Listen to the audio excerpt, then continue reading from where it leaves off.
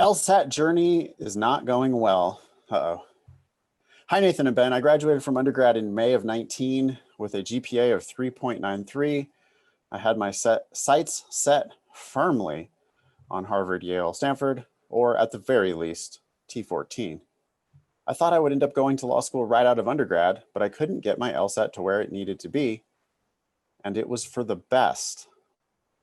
I joined the redacted, and I'm now working with redacted. I am a redacted teacher. I am getting 2 master's degrees, one from redacted, and working at 65 hours plus a week as a teacher. Wow. Wait, what now? 65 plus hours a week as a teacher? A lot of hours. Yeah. I say all this to say I need to be efficient and precise with my time. Okay, we get it. You're busy. Trying to work full time and get 2 master's degrees at the same time? Why? Why? Why are you getting master's degrees if you're going to go to law school? You need to prioritize. That's what you need to do. Don't become a faster hamster. Become a smarter hamster. Yeah, step out of the wheel. My LSAT journey began with me getting a 156 as my diagnostic score. That's a fine diagnostic, by the way. Yeah. This was over 3 years ago at this point. I have studied on and off using the wrong materials since then. I haven't seen much of an increase. Oh my God, really? Oh boy, that's a shame. When we see people with a 156 diagnostic, we're like, oh, we're going to get you to 170. 170, yeah. In a matter of months. I've been using 7Sage since the beginning, and I'm not sure why it never occurred to me to switch to a different program, but it didn't. Once I started listening to the podcast, my score began to increase, and my last LSAT PT was a 165. I had been reading question stems first on LR for almost 2 years straight, and changing just that aspect helped a lot. Nope, no shit.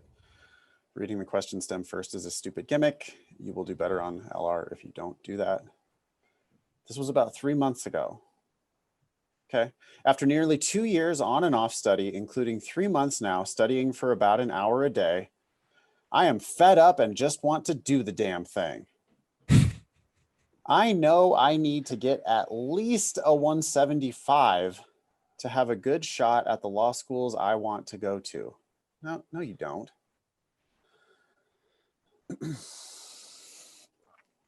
3.93 undergraduate GPA is going to be in the 75th percentile at literally every law school.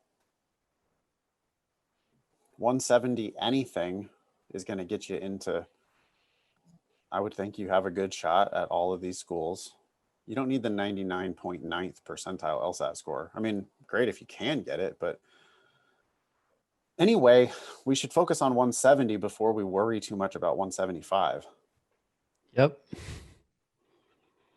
Okay, then there's a long ass sentence that's redacted. I need to be precise with my time.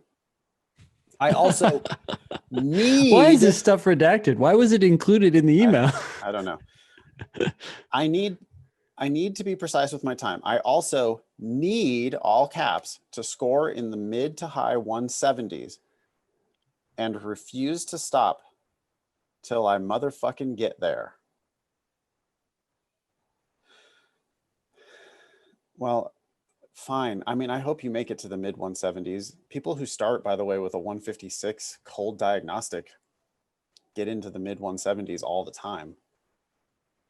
But I'm detecting, I don't know about you, Ben, but I'm detecting a holding onto the steering wheel way too tightly, setting goals that are too high instead of focusing on intermediate, more achievable goals.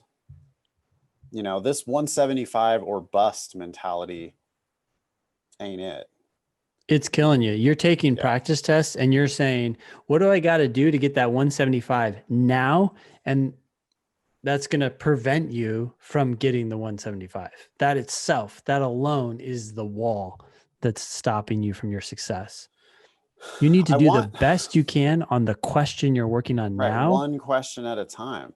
Or Yeah. the question you just did and already missed it or struggled with it, you need to do the best you can on reviewing that question so that you really fully understand why the right answer is right and why the wrong answer is wrong. Think about how you could have maybe predicted that answer. You know, you need to be like getting maximum value out of every question you're reviewing Yeah. instead of being all, you know, it's like there's a little edge of like hysteria in this email, which I feel you've been studying super, you know, you've been working really hard for 3 years and you want the thing to be over. Yeah, I get it. But it always is going to come back to one question at a time and just really fully understanding that question. By the way, this reminds me also of your analogy that you gave in the last episode, I think, with Elon Musk. This would be like Elon Musk saying, I have to get to Mars, which is, by the way, what he believes. But then going out and being like, okay, this rocket's going to go to Mars. If it doesn't go to Mars, you guys are all fucking fired.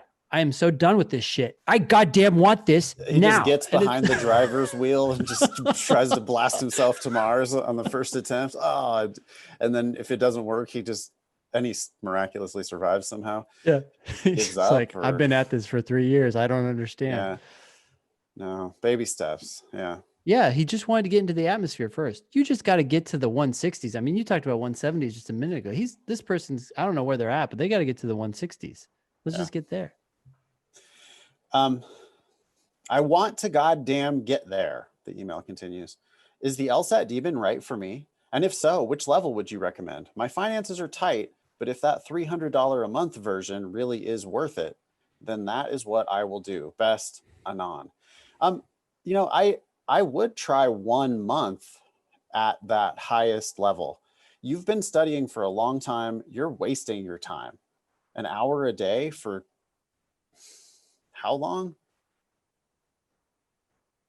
Well, 2 years on and off studying, including an hour a day for the last 3 months. That's a lot of time you've been throwing at this thing. And you're still just not getting it. For $295 a month, you could come to live classes, multiple different live classes, 7 days a week. I think we could get you on a better path. After that first month, if you're still studying, you could downgrade to $195 or to $95 a month and continue to do all your studying in the Demon. I agree. Kickstart this process. By the way, go ahead. Sorry, you're going to say something.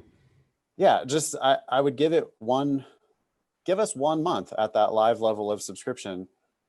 I'll be shocked if you don't feel, I think it will be transformative. I think you will think differently about the test. I think you'll realize how easy it is.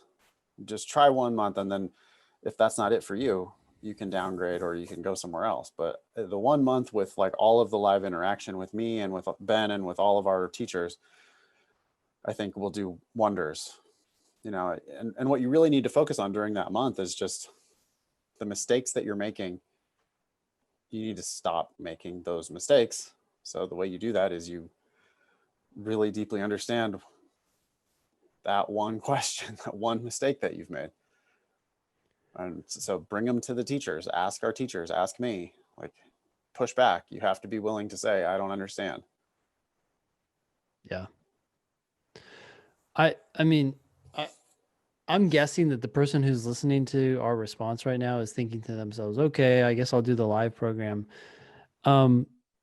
We don't advocate that people should study for the LSAT full time. We don't think you should quit your job and just do the LSAT. That's a recipe for disaster. But I think the flip side of that is also true. I don't think you should be working on 2 masters and working 65 plus hours a week as a teacher, and then trying to, like, in the glimmer of your free time, try to cram in some LSAT. It just seems like a recipe for disaster. So why are you getting these masters? And can you let them go? And my guess is you're going to say, wait, I've invested all this time and money into them. I can't walk away from them. But you got to remember that's a sunk cost. That may take time to sink in, but I don't understand. Either do the masters or do one masters or do law school. Don't do both.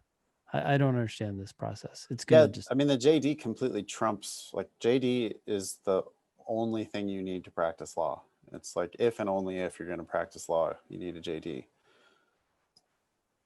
Nobody needs a master's to practice law. I mean, maybe you get like an LLM to get a tax specialty or something like that.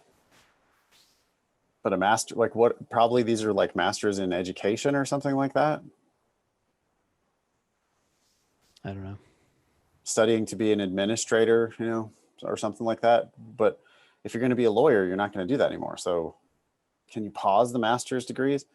65 plus hours a week at work as well. I mean, that's almost 10 hours a day, 7 days a week as a teacher. That's an awful lot of work. It seems like, I mean, I applaud you, I guess, if you're doing your best for the kids, but Set boundaries. yeah. You will work more effectively if you just say, I can't do more than this, and you will figure out what you need to do and you will do it in that time. Yep. Go to your boss with a list of 2 things that are just taking up too much of your time and you don't want to do them anymore. Just, I'm not doing these things. Yeah. Cool. Thank you for writing in, by the way.